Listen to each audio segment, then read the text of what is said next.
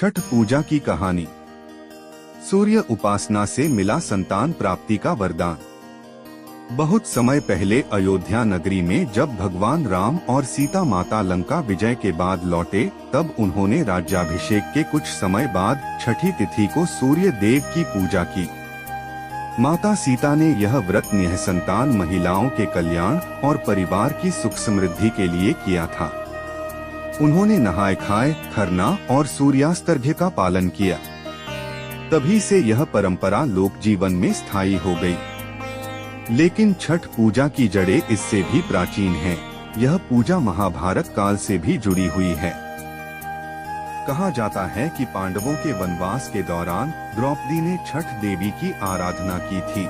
उन्होंने कठोर उपवास रखकर सूर्य देव और षष्ठी माता छठी मैया की पूजा की।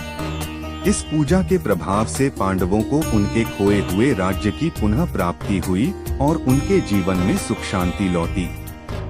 एक और कथा के अनुसार राजा प्रियव्रत, जो मनु के पुत्र थे, संतानहीन थे। उन्होंने संतान प्राप्ति के लिए कठोर तप किया। तब देवी षष्ठी, जो ब्रह्मा जी की मानस पुत्री और सृष्टि की पालनकर्ता मानी जाती हैं, राजा के सामने प्रकट हुई और उन्हें वरदान दिया। हे राजन, मैं तुम्हें एक तेजस्वी पुत्र प्रदान करती हूँ।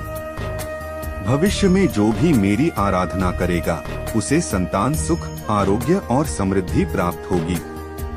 तभी से यह पर्व षष्ठी देवी यानी छठ मैया की पूजा के रूप में मनाया जाने लगा। छठ पर्व केवल एक व्रत नहीं, बल्कि यह प्रकृति और सूर्य की उपासना का पर्व है।